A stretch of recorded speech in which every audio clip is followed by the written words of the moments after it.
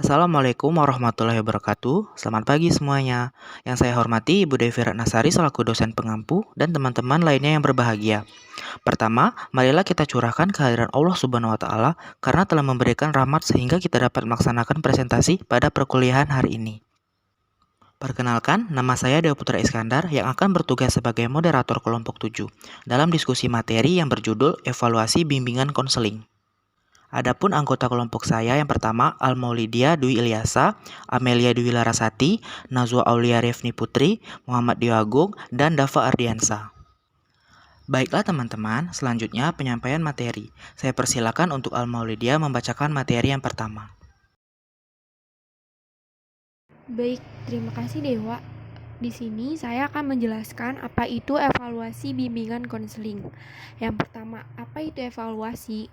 Jadi, evaluasi adalah serangkaian aktivitas yang dimaksudkan untuk menentukan seberapa jauh tujuan-tujuan yang telah dicapai. Sedangkan evaluasi program bimbingan adalah mencakup usaha menilai efisiensi dan efektivitas pelayanan dan bimbingan itu sendiri demi peningkatan dan mutu bimbingan. Selanjutnya, apa itu evaluasi bimbingan konseling?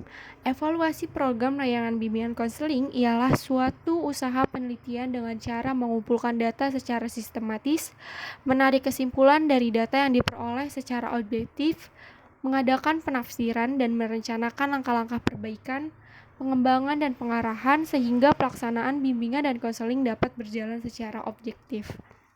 Menurut Prayitno, program bimbingan dan konseling adalah satuan besar atau kecil rencana kegiatan layanan dan kegiatan pendukung bimbingan dan konseling yang akan dilaksanakan pada periode tertentu. Unsur-unsur dalam program bimbingan konseling yaitu ada kebutuhan siswa, jumlah siswa, bidang bimbingan, jenis pelayanan, kegiatan pendukung, volume kegiatan, frekuensi layanan, lama kegiatan, waktu kegiatan, serta kegiatan khusus. Selanjutnya akan dijelaskan oleh teman saya yang bernama Amel. Kepada Amel, saya persilakan. Selanjutnya, saya Amelia Dwi Larasati akan menjelaskan tentang hakikat evaluasi program layanan bimbingan konseling. Yang pertama yaitu penilaian menggunakan kriteria standar. Pada sebuah rencana kegiatan layanan dan kegiatan mendukung bimbingan konseling, berhasil atau tidak sampai standar yang ideal dari program bimbingan konseling yang memenuhi syarat sebagai berikut.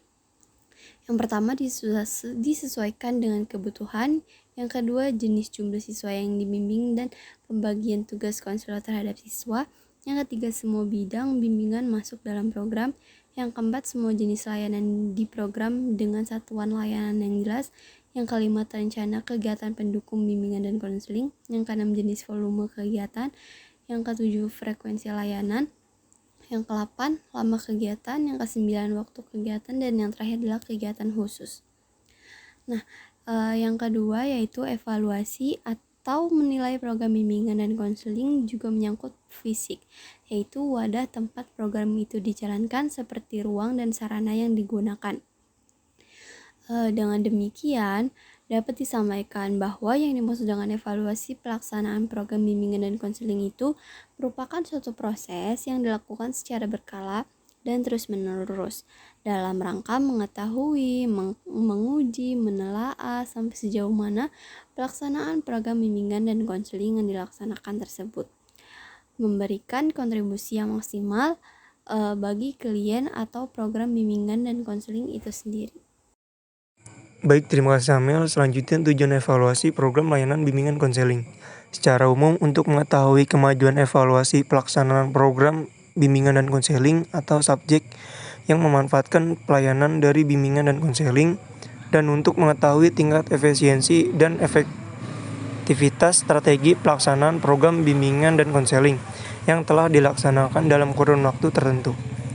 Secara khusus, mengetahui jenis layanan bimbingan konseling telah diberikan kepada siswa di sekolah, mengetahui efektivitas dan efisiensi layanan yang diberikan untuk memenuhi kebutuhan semua individu di sekolah maupun di luar, mengetahui bagaimana sumbangan program pendidikan secara keseluruhan di sekolah pada yang bersangkutan.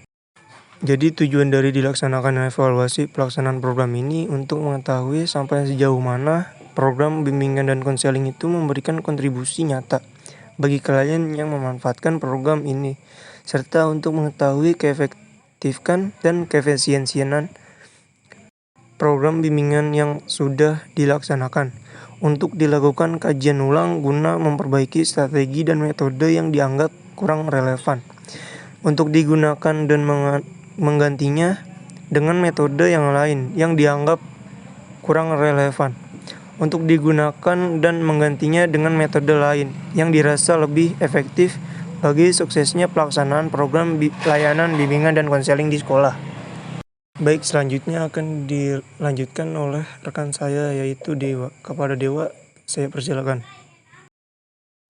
Materi berikutnya yaitu teknik evaluasi program layanan bimbingan konseling.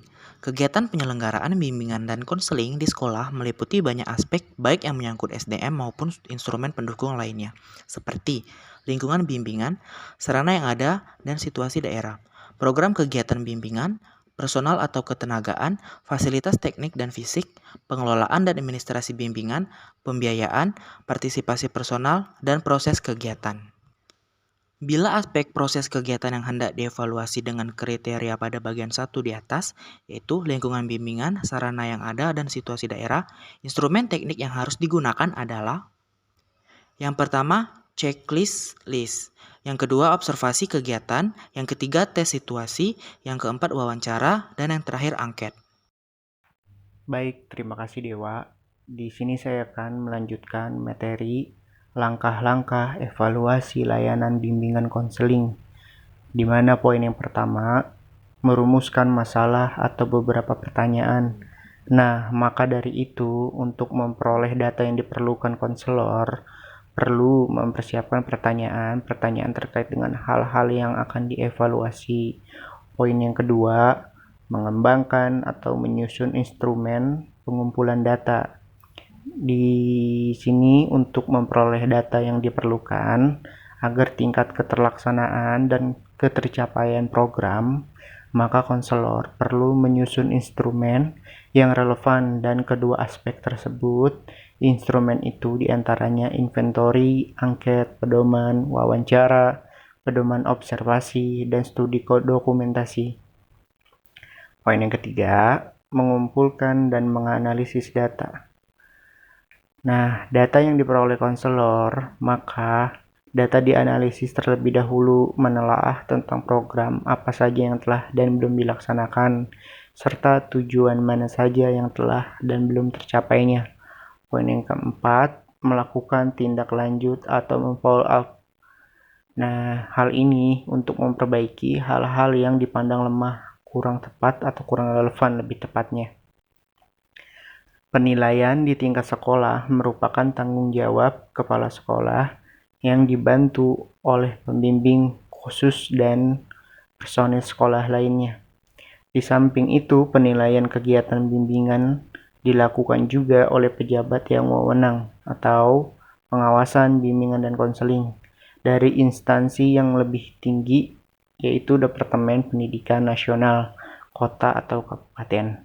Materi selanjutnya akan disampaikan oleh Najwa.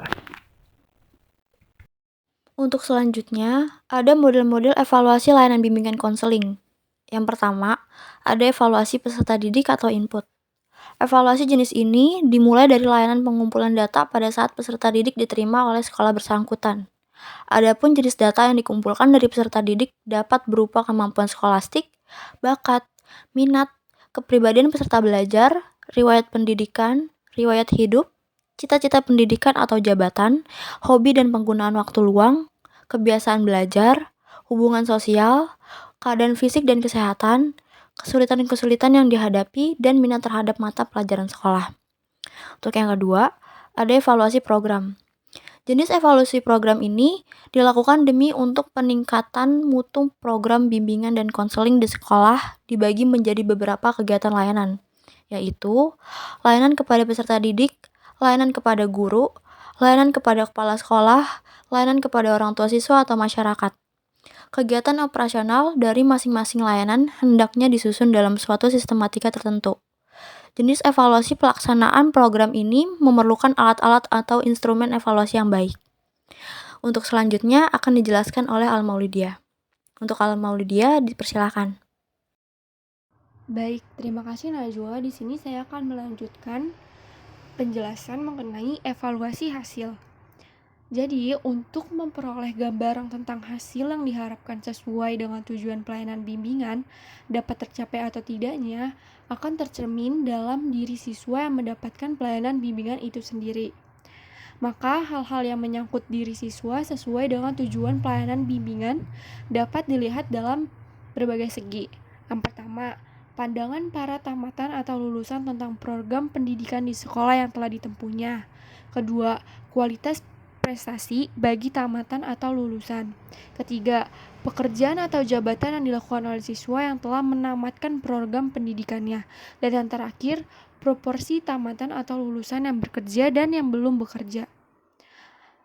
Segitu saja yang dapat saya jelaskan. Selanjutnya saya kembalikan ke moderator. Kepada moderator saya persilakan. Nah, teman-teman, jadi sudah tahu kan apa saja yang terdapat dalam materi evaluasi bimbingan dan konseling? Baiklah, demikian presentasi kelompok kami. Sebagai moderator, saya meminta maaf atas kekurangan kelompok kami. Jika ada yang ingin bertanya, saya persilakan via WAG. Assalamualaikum warahmatullahi wabarakatuh.